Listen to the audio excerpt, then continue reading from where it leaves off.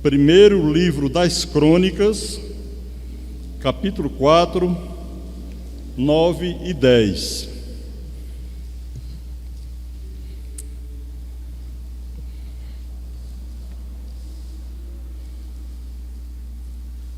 Logo depois de 1 e 2 Reis, encontra primeiro livro das Crônicas, capítulo 4, versículo 9 e 10.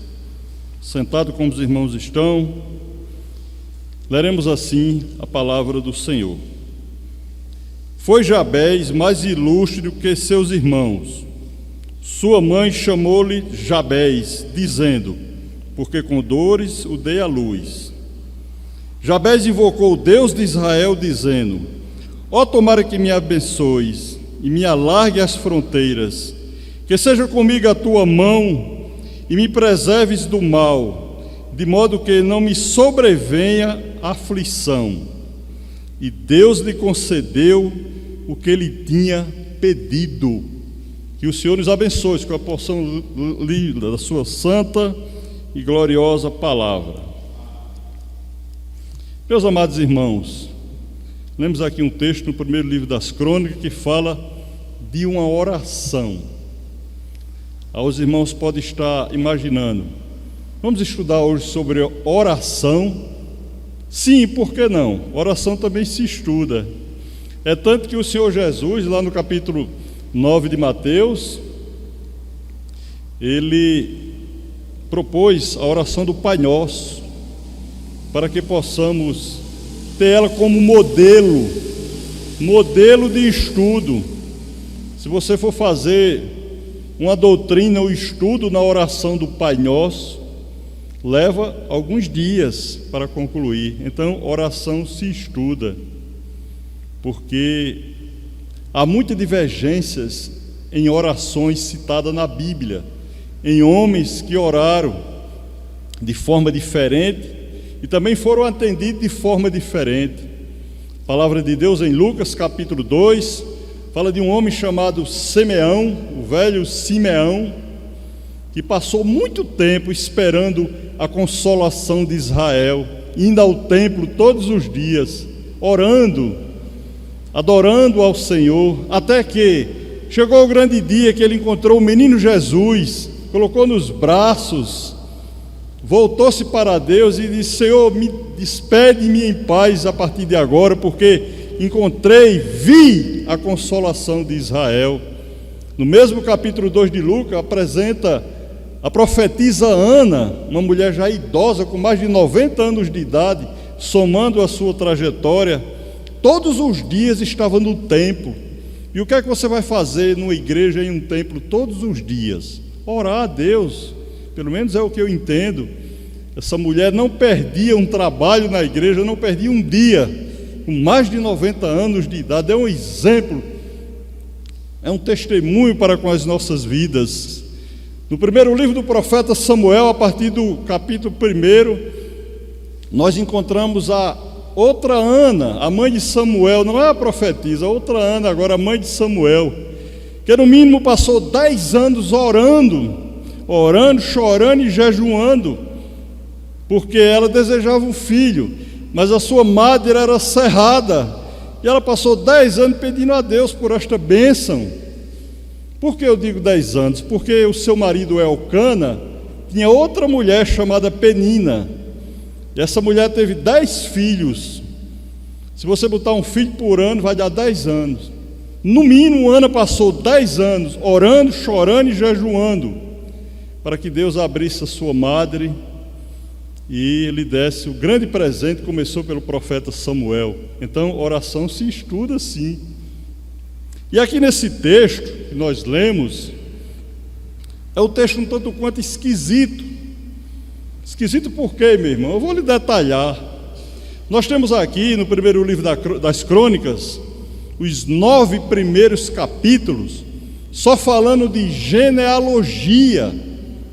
Fulano gerou Cicrano, Cicrano gerou Beltrano. 9 capítulos. Se você tiver a paciência de ler em casa, ter a curiosidade, 9 capítulos falando de genealogia. Mas quando chega na altura do capítulo 4, versículo 9 e 10, dá uma pausa nessa genealogia. O Senhor dá um detalhe, o Espírito Santo de Deus dá um detalhe, dá um destaque para falar da oração de um homem. Você pode observar, porque a partir do verso 11 não vai dizer que Jabés gerou fulano ou gerou Beltrano, não. Parou aqui. Foi só um destaque com esses dois versículos, 9 e 10, para o Senhor destacar o poder da oração. E é justamente o que queremos falar esta noite, o poder da oração através do sofrimento. E geralmente são nos momentos de sofrimento que mais a gente se aproxima de Deus, busca a Deus, quando é a hora do sofrimento. Quando estamos bem, com a vida estável, com estabilidade, bolso cheio, armário cheio, conta bancária boa, dificilmente o homem vai procurar a Deus, é muito difícil. Mas quando estamos passando por dificuldade, enfermidade, situação financeira, crise conjugal, familiar, é a hora que mais a gente se aproxima de Deus. Então, também é a hora que Deus mais se aproxima de cada um de nós, na hora da dor, na hora do sofrimento, quando a gente invoca Ele com veracidade nos nossos corações. Então você observa aqui uma genealogia que Deus para dar destaque a uma oração, para detalhar, relatar sobre a vida de um homem que a biografia dele é tão pequena, pouca gente, eu vou dizer, a ousadia de dizer, muitos crentes sequer conhecem, teve a curiosidade de parar aqui nesse texto e fazer uma observação. Pouca gente, até mesmo poucos crentes. Mas para chegarmos a essa situação da oração de Jabés, é preciso conhecer um pouco do contexto dos livros de crônicas. O que é que acontece? Os livros de crônicas, na verdade, eles são uma continuidade, algumas repetições, com continuidade dos livros de 1 e 2 Samuel, 1 e 2 Reis. Crônicas dá uma continuidade e tem algumas repetições, se você tiver a curiosidade de estudar também esses livros. E o que é mais destacado aqui no livro de 1 e 2 Crônicas? Já que dá essa continuidade falando a história dos reis de Israel. Tem dois objetivos. Em primeiro lugar, o plano de Deus de sustentar o seu povo, de manter o seu povo, estava em dia. Apesar de toda desgraça, perdão pela palavra, apesar de toda desgraça que tinha acontecido com o povo de Deus, quando foi para o cativeiro babilônico, 70 anos de escravidão, de cativeiro, quando as tribos foram dispersadas, as tribos de Israel, as 12 tribos que não voltaram mais, até hoje está dispersa, o Senhor ainda teve a misericórdia de colocar o seu plano em prática, porque o plano de Deus não falha, ele se cumpre. E depois de 70 anos de cativeiro, o povo de Deus volta do cativeiro, Deus permite que volte, na verdade a tribo de Judá, para o restabelecimento de Israel, restabelecimento da nação de Deus.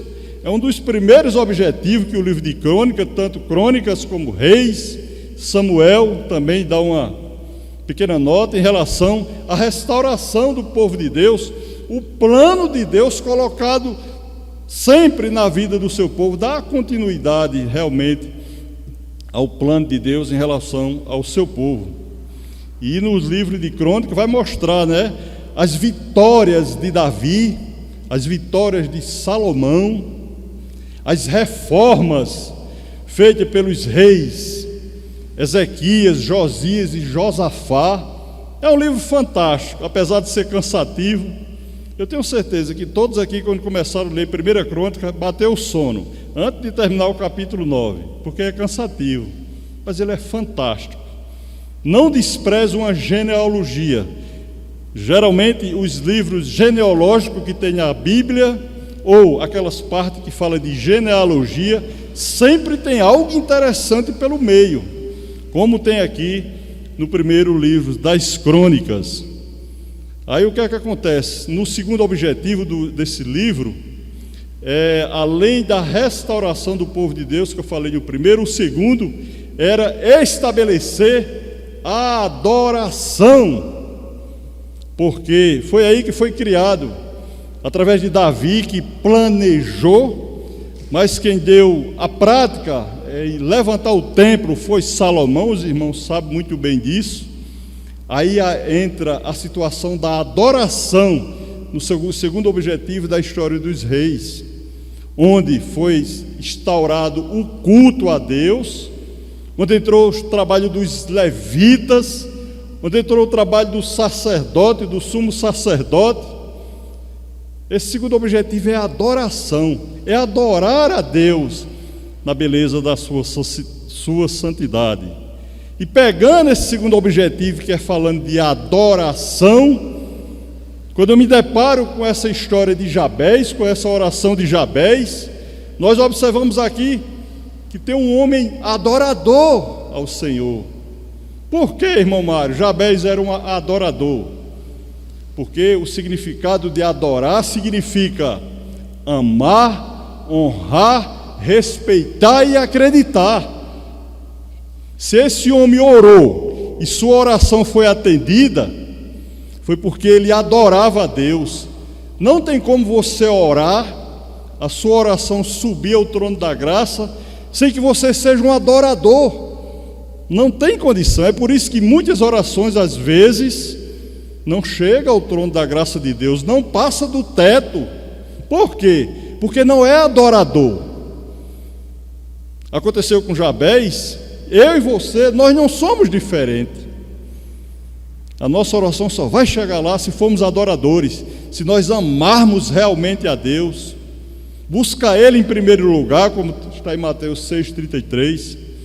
Se nós honrarmos ao nosso Deus, é preciso honrar, respeitar, acreditar, estar confiando totalmente no seu poder. Aí depois vem a oração no segundo plano, que é pedir, suplicar. Tão somente, muito simples, né? Orar, pedir e suplicar.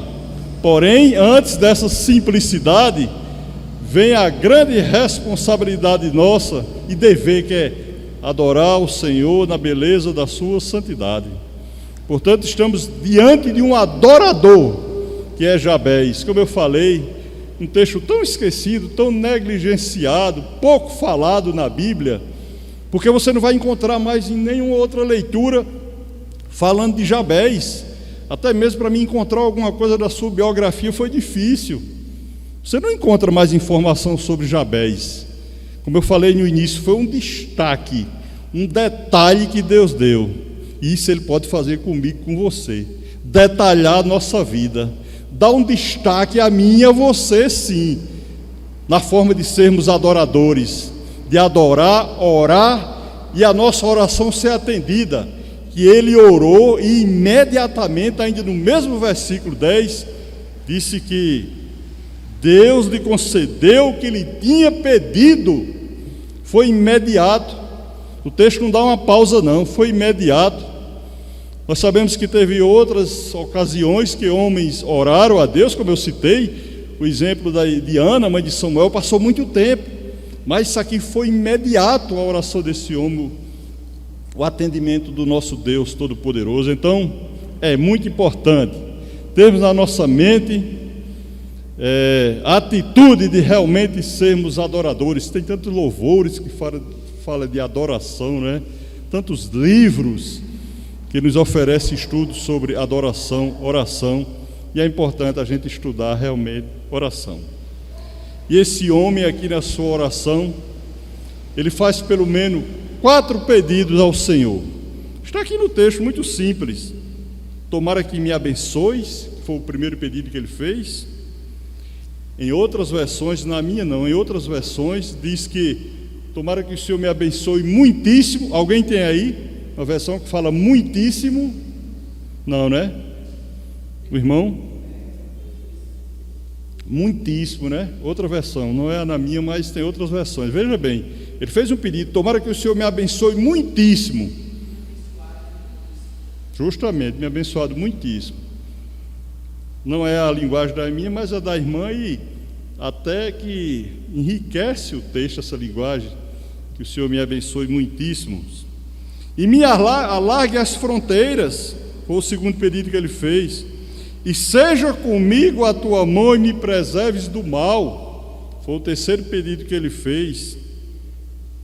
E por último, e me abençoe, alargue as fronteiras, e seja contigo a tua mão e me preserves do mal, do modo que não me sobrevenha aflição.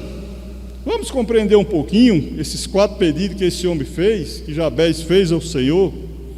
Tomara que o Senhor me abençoe, de forma que está escrito na Bíblia da irmã, na sua versão, me abençoe muitíssimo.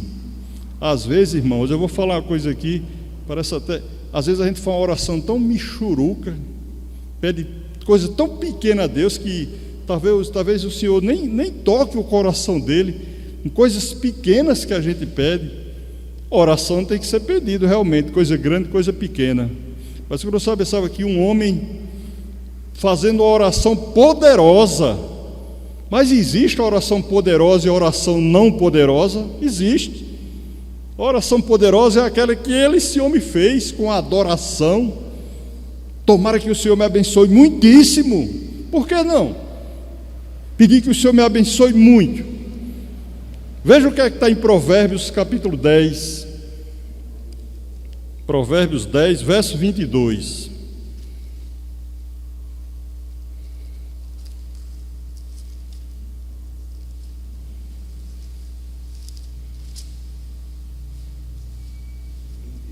Provérbios capítulo 10, verso 22. Algum irmão pode ler? Pode ler em voz alta, irmão.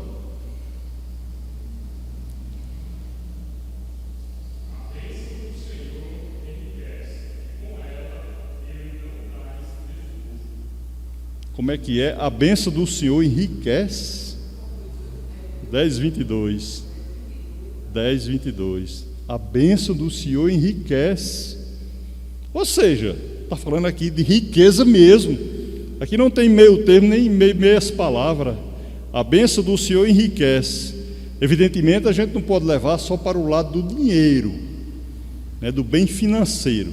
Não só levar para esse lado, mas vai para esse lado também. A bênção do Senhor enriquece.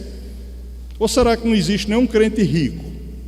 Existe, desde que ele não coloque o coração no seu dinheiro, como diz a palavra, né? Que o seu Deus não seja o dinheiro. A bênção do Senhor enriquece, não só no sentido financeiro, mas todas as áreas da nossa vida. Esse homem, em primeira instância, pediu a bênção de Deus. Eu vou voltar lá no texto, versículo 9 de 1 Crônica 10, 9. Veja só o que é que diz. Foi Jabez mais ilustre do que seus irmãos. Sua mãe chamou-lhe Jabez, dizendo, porque com dores dê à luz. Nós observamos aqui que essa mulher teve mais de um filho. Teve Jabez, teve outros filhos. Por que ela veio relatar que só teve dores com Jabez? Eu creio que toda mulher que tem um parto normal, ela sente dor. Pelo menos todas que já me falaram dizem que tem muita dor, sente muita dor. Mas ela não teve dores com os outros filhos, só com Jabez. Ela só citou Jabez. É tanto que o significado do nome desse homem, Jabez, significa aquele que causa sofrimento. Esse rapaz realmente, esse menino, ele causou muito sofrimento. A mãe dele relatou que foi com dores. Nós não sabemos se foi só com dores de parto. De repente a gente tem um filho, ou antes de ter, ela pode ter tido uma gravidez indesejada. Por conta dessa gravidez, ela pode ter tido problemas com seu marido, com a família, ou um período de gravidez de enfermidade. Algo pesado aconteceu na vida dessa mãe para relatar que com dores deu à luz a Jabez, mas não falou dos outros filhos. É estranho, né? Então realmente esse rapaz causou sofrimento na vida dessa mãe, dessa família. Agora já imaginou, pensa aí comigo, o menino ser chamado de sofrimento. O nome dele, porque o povo judeu, sobretudo nessa época aqui do Antigo Testamento, eles tinham o costume, uma lição, na verdade, de todos os nomes ter um significado. E esses nomes que ela colocado na vida de cada criança com significado de alguma coisa que acontecia na sua vida. Eu vou dar um exemplo. Raquel, a mulher de Jacó, em Gênesis capítulo de número 20, quando ela deu à luz, depois do parto ela faleceu. E naquele momento de muitas dores, de muito sofrimento, ela teve seu filho e disse: o nome desse menino vai ser chamado Benoni. E depois faleceu. O que é que significa Benoni? Filho da dor, filho da morte, filho do sofrimento. Significado de Benoni. Ela deu esse nome no momento de aflição, de dor. Depois morreu. Mas Jacó, um homem de Deus, um homem voltado para Deus, o texto não diz claramente, mas certamente ele pegou aquela criança, apresentou a Deus e disse: Senhor, Benoni não. Benoni significa morte, dor e sofrimento. Esse menino vai ser chamado de Benjamim, que significa minha destra, meu braço direito. Ou seja, esse menino vai ser o meu arrimo, meu encosto. Quando eu tiver idoso, ele vai me ajudar, vai resolver meus problemas, vai para o banco receber o dinheiro, vai me levar no médico. Esse menino vai ser minha destra. E assim a gente vê um texto semelhante. Não teve o pai aqui de Jabés para mudar o nome dele, que também muitos nomes eram mudados nessa época. Lembra que Jacó, quando lutou com Deus, com o anjo do Senhor, ele disse: eu não saio daqui sem receber, eu não te solto, não te largo sem receber a minha bênção. E Deus deu a sua bênção, mudou seu nome para Israel. Então haveria mudança nos nomes, só que o nome de Jabés não foi mudado. Já imaginou esse menino na escola, primeiro dia de aula, apresentação dos alunos, Natanael, Israel, Rafael, Maria, Marta, aí chega a vez de Jabés, sofrimento. Já imaginou que tristeza seria a vida desse cidadão? Mas só que ele não deixou esse nome sofrimento, nem essa atitude sofrimento subir para a sua cabeça. Ele não aceitou não ser chamado de sofrimento, que era seu nome de batismo, mas ele não aceitou ser um homem de sofrimento, um homem de dores, de ser repudiado. Ele não se concentrou nessa situação, não ficou fadado a essa situação. Ele disse: Senhor, tomara que o Senhor me abençoe muitíssimo, muda o meu quadro, muda a minha vida. É isso que eu entendo. Ele não ia pedir uma bênção por nada, não. E diz o texto que o Senhor o abençoou muitíssimo também, deu tudo o que ele pediu. Então, irmãos, conosco não é diferente. Claro, nós não nascemos com essa trajetória, com essa história que teve Jabés, mas algo na nossa vida, algum sentido na nossa vida também causa sofrimento. Cada um de nós aqui temos uma história de sofrimento. É de enfermidade física, é de problema na família, tem família aí que tem filhos nas drogas, é situação financeira. Toda a área da nossa vida é afetada com determinado sofrimento. E nós, como adoradores, cada um sabe se realmente é um adorador. Eu só posso responder por mim. Você sabe da sua situação devocional, se você realmente é um adorador. Tem que entrar em contato com Deus e pedir que Ele abençoe muitíssimo também, que toda a área da sua vida seja abençoada. Esse homem não perdeu tempo. Senhor, eu não vou levar a vida inteira, se ele vivesse 80, 90, 100 anos, eu vou levar a vida inteira carregando esse sofrimento, sendo repudiado, nada de bom acontece na minha vida. Será que Deus fez a mim, fez você, para passar por situação como essa, de estar sempre sendo causado de sofrimento, Ele diz: larga de mim, Senhor, essa situação de sofrimento, me abençoa muito. Às vezes a gente chega para uma oração, parece até que está chegando para um velório. Chegar com alegria, com fé, com honra, com amor na presença do Senhor e pedir que Ele abençoe muitíssimo, que tudo dê certo. Esse foi o primeiro ponto, ou melhor, primeiro pedido de Jabez. Segundo, diz aqui: e me alargue as fronteiras. E agora, o que é que significa esse pedido de Jabez? Que o Senhor alargue as suas fronteiras. Bom, os irmãos sabem que naquela época Israel vivia da agricultura, da pecuária.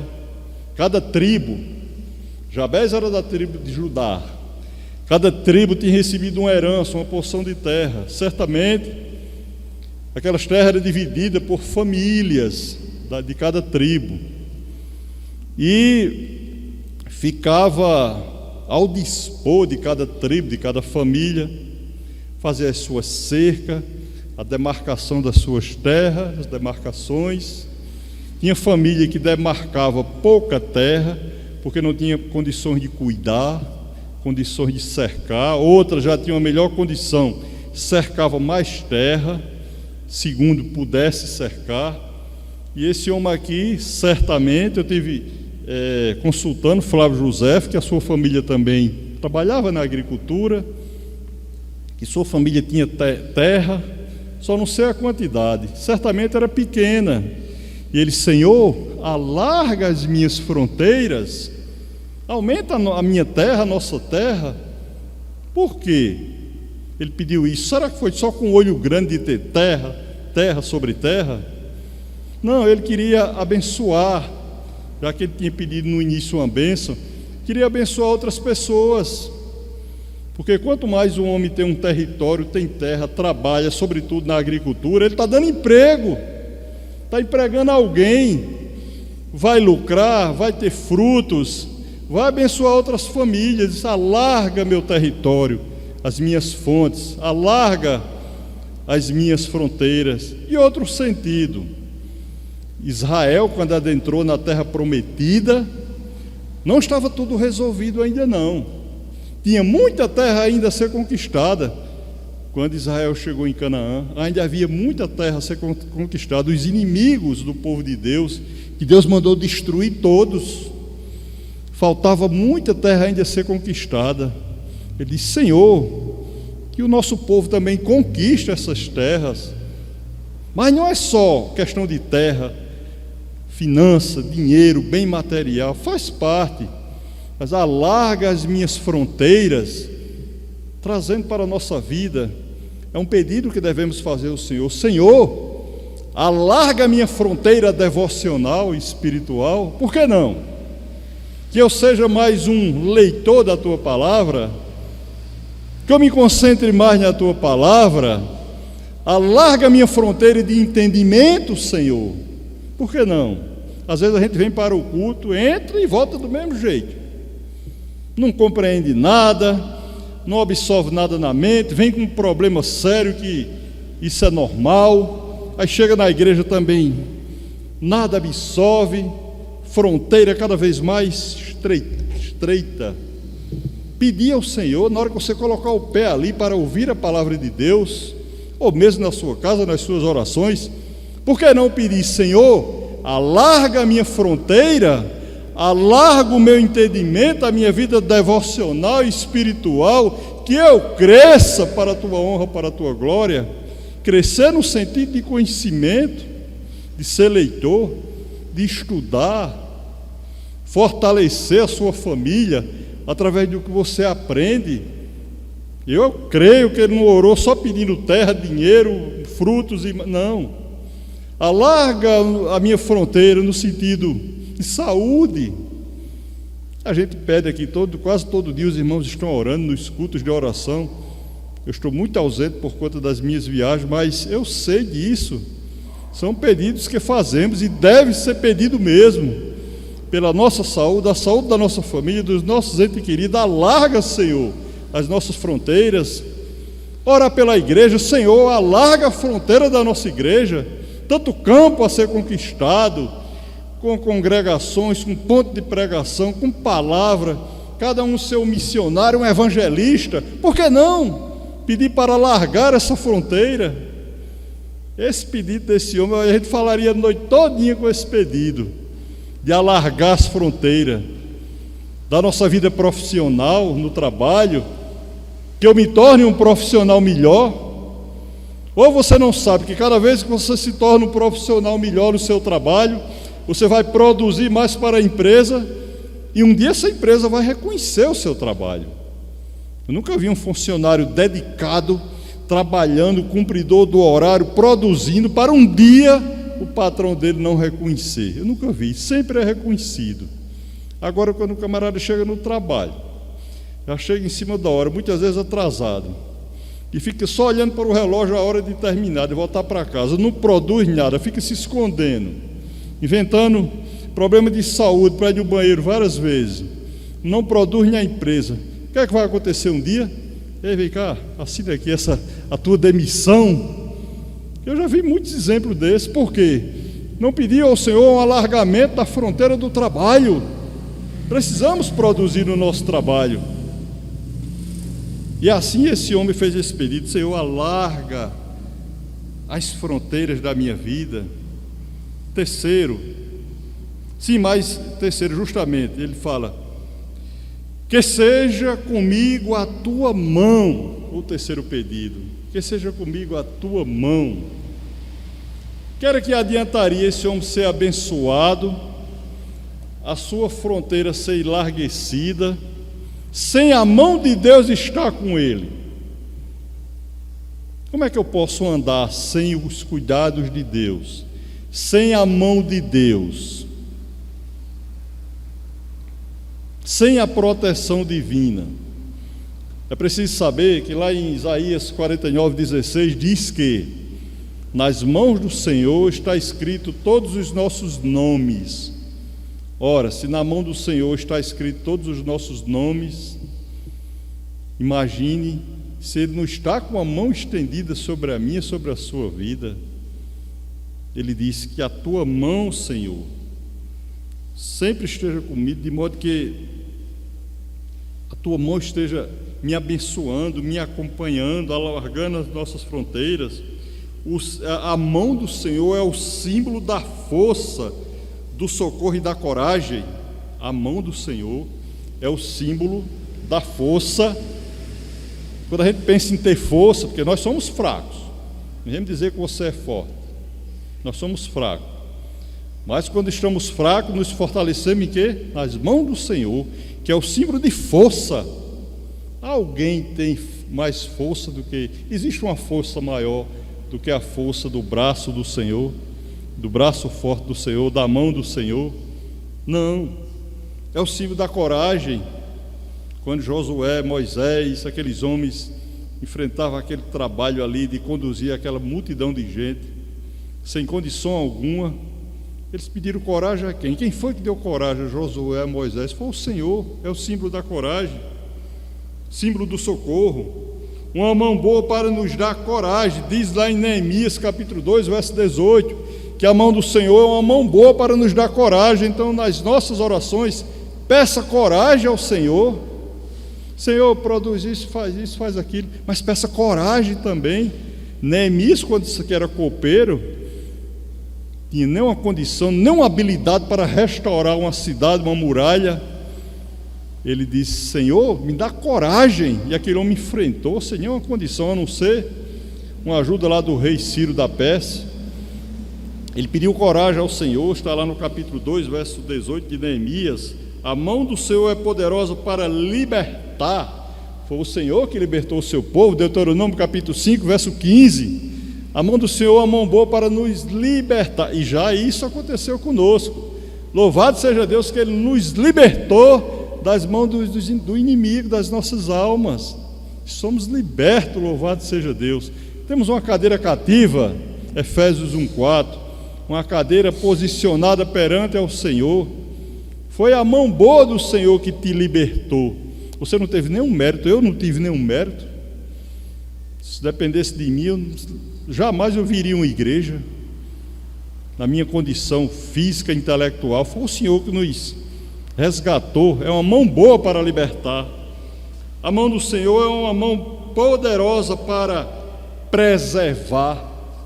Nós somos preservados, além de ter sido resgatados, o Senhor tem nos preservado dia após dia na sua santa e bendita presença.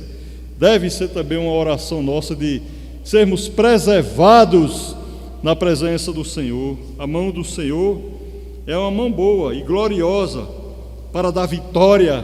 Lembra de Moisés, lá no capítulo número 15 do Êxodo? Moisés lutando com os midianitas, levantava as mãos. Enquanto suas mãos estavam levantadas, o povo de Deus estava ganhando ali a guerra, a vitória. Quando ele cansava que baixava as mãos, o povo de Deus começava a ser sucumbido, perdendo. Foi preciso 2 homens ali ao lado dele, levantando aquelas mãos dele, quando ele não aguentava mais, e a mão do Senhor dá vitória. Por que não pedir vitória ao Senhor através da sua mão poderosa?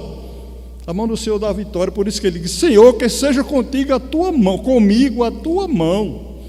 E não adianta eu ser abençoado, minhas fronteiras largas, e eu ficar perdido na maionese. Tem que a mão do Senhor estar andando conosco, nos fortalecendo, nos levantando, nos restaurando dia após dia.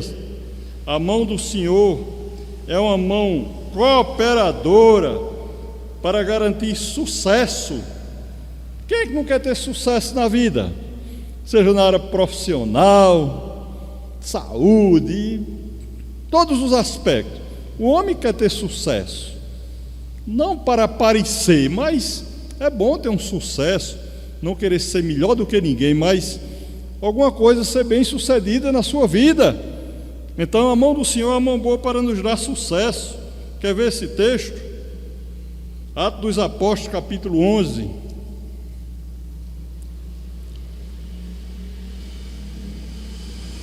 Atos dos Apóstolos, capítulo 11, verso 21.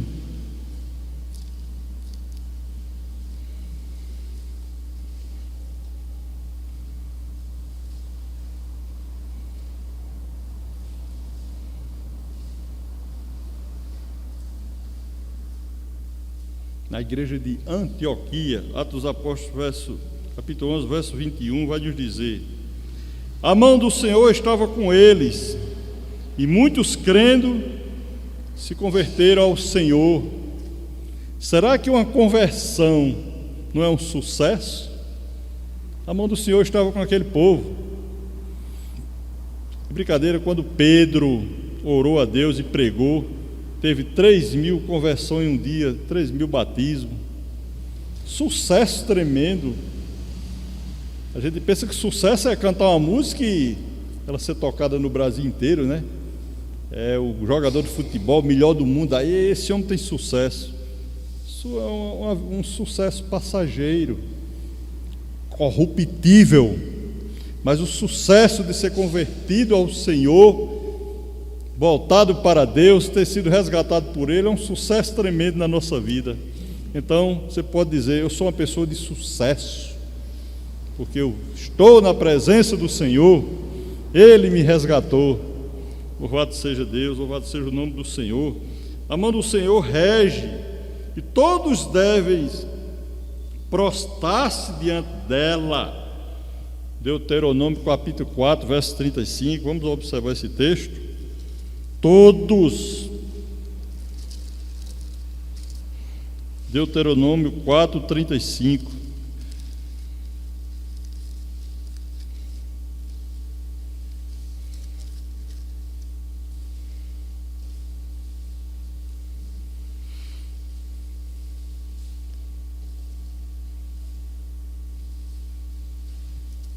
Deuteronômio capítulo 4, verso 35. Prostrar-se diante da mão do Senhor.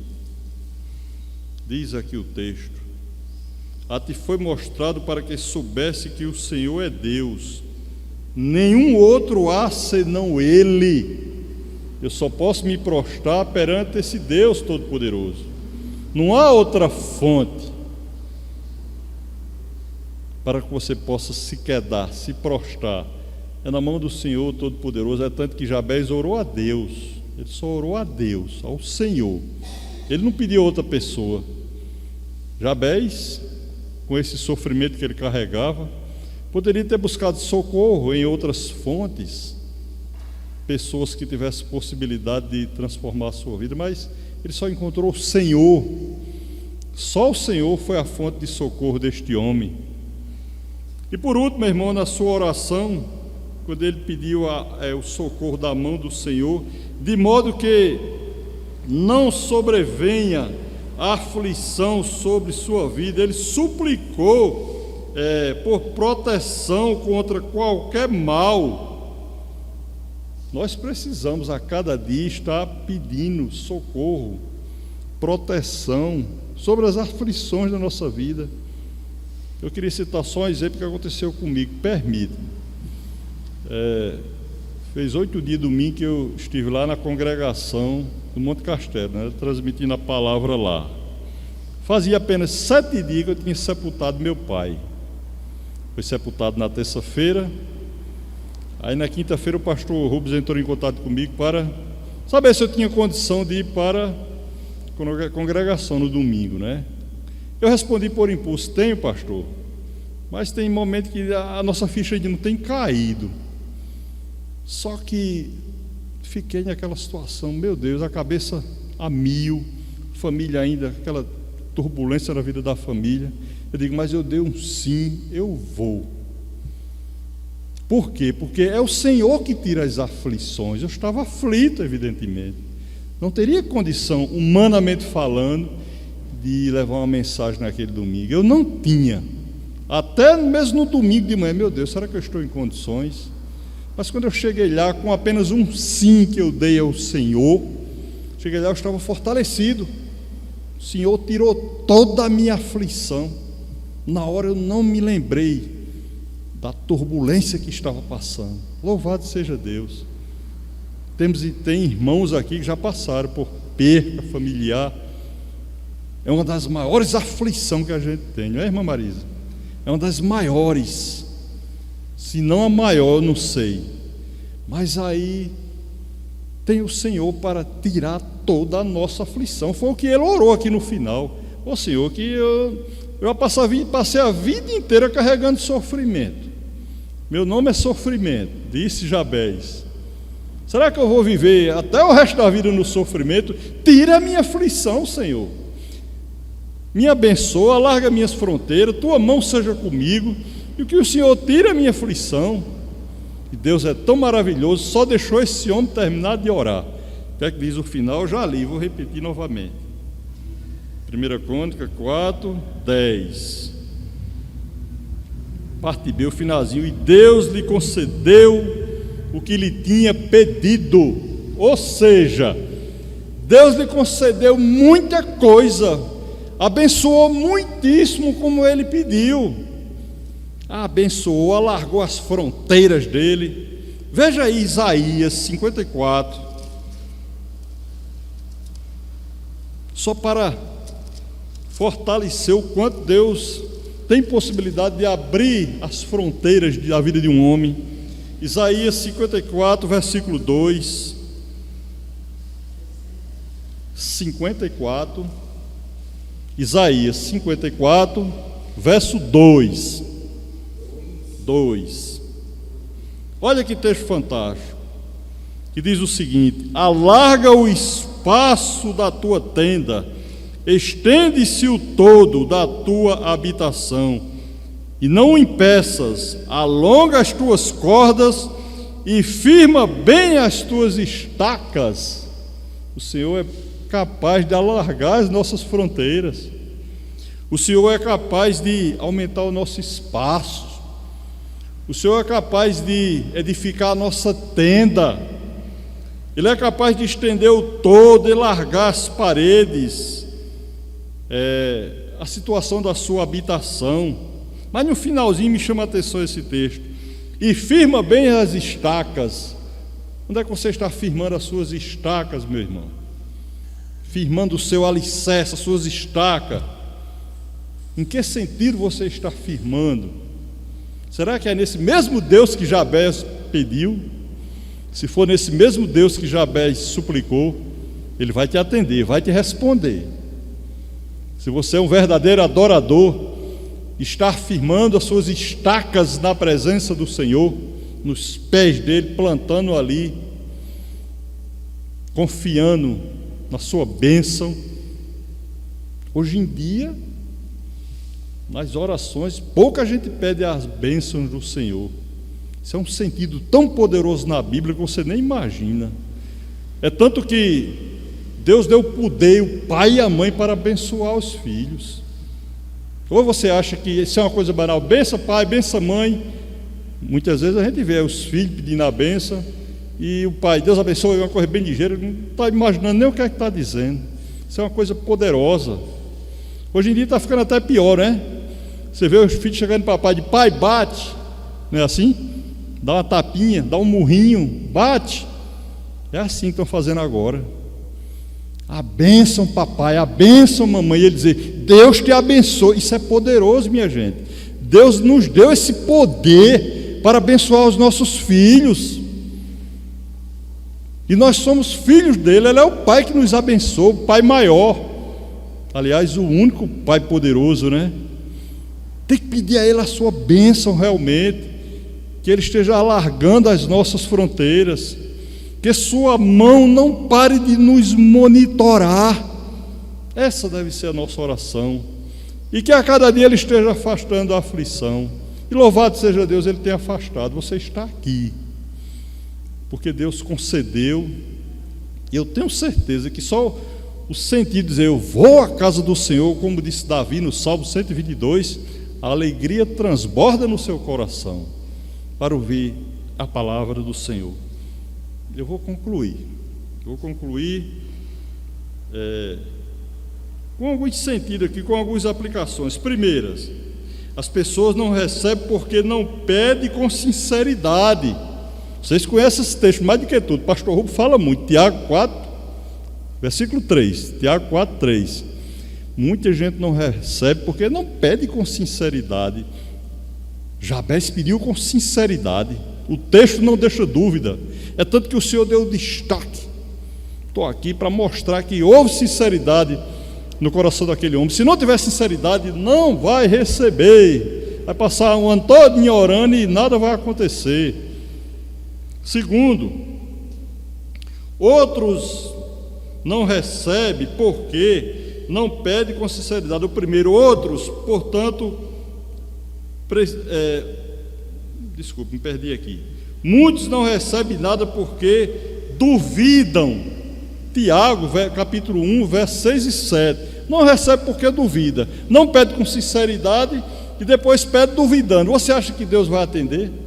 Jabez não duvidou. Ele pediu de coração aberto, de peito aberto, pediu com firmeza e Deus atendeu o seu pedido. Portanto, aproximemos de Deus com sinceridade no nosso coração, foi o que aconteceu com ele. Aproximemos de Deus tendo os corações purificados.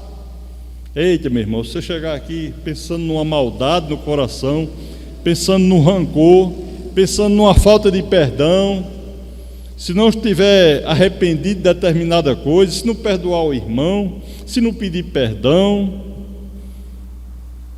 se não tiver com as vestes purificadas, branca como a neve, que assim diz Apocalipse, aí também a oração não vai chegar no trono da graça. É preciso ter purificação nas nossas vidas, está cada dia se purificando. Nós somos contaminados ainda, infelizmente, porque estamos nessa carne adulta, perversa, estamos contaminados nesse sentido da carne, mas temos Cristo Jesus que derramou seu sangue para nos purificar, e precisamos estar lembrando a cada dia, pedindo ao Senhor, me purifica, me purifica, me purifica, Senhor, todos os dias.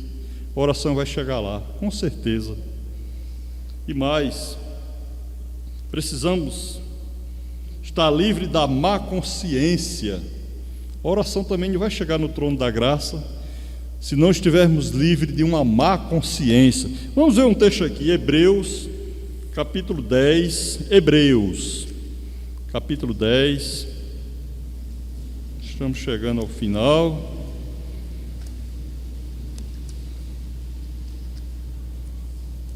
Algum irmão quer ler Hebreus capítulo 10, verso 22.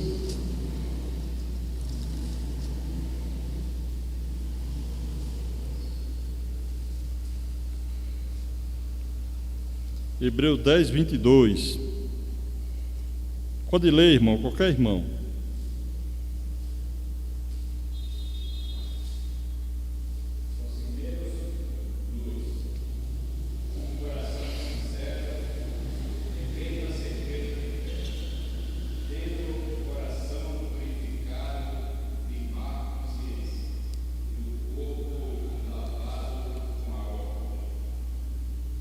Estamos aí diante de um texto que vai nos orientar como podemos chegar na presença do Senhor e fazer uma oração. Tem que estar dessa forma, purificado de uma má consciência. Eu vou repetir o texto, o irmão Calixto leu, vou repetir só para a gente falar mais um pouquinho. Aproximemo-nos, primeiro, se aproximar do Senhor com sincero coração, em plena certeza de fé, tendo o coração purificado de má consciência e lavado o corpo com água pura. Se não for dessa forma, a oração não vai render. É só uma liçãozinha para cada um de nós. Portanto, irmãos, eu falei um pouquinho da trajetória de Jabez, do poder da oração no sofrimento. E eu sei que o sofrimento na nossa vida vai continuar. Jesus Cristo disse que no mundo tereis aflição. Você pode viver 100 anos, no último dia está lá algum problema para ser resolvido, nem que seja uma dor. Mas aí, a mente estando livre da má consciência, o Senhor vai estar conosco sempre, Ele garante. Logo Ele nos chamou para isso, para estarmos perante a Ele com boa consciência, com o coração purificado, com a nossa mente e o nosso coração carregado de fé, na presença de Cristo Jesus Todo-Poderoso. Se você tiver oportunidade, pesquise mais sobre Jabez, é um assunto vastíssimo. Tem até um livro, foi distribuído de Lawrence, um escritor chamado Lawrence, que fala sobre a oração de Jabez. Tem muita coisa, muita coisa. Aqui é apenas um panorama, um resumo, para nos edificar no momento de oração, que não é um momento qualquer, reunião de oração. Não é uma coisa, uma reunião qualquer, não. Ela é muito poderosa, até mesmo, não só nas reuniões, as nossas orações no dia a dia, em todo canto, recebe o poder de Deus, porque Ele é a fonte da bênção. Esse homem buscou a fonte da bênção.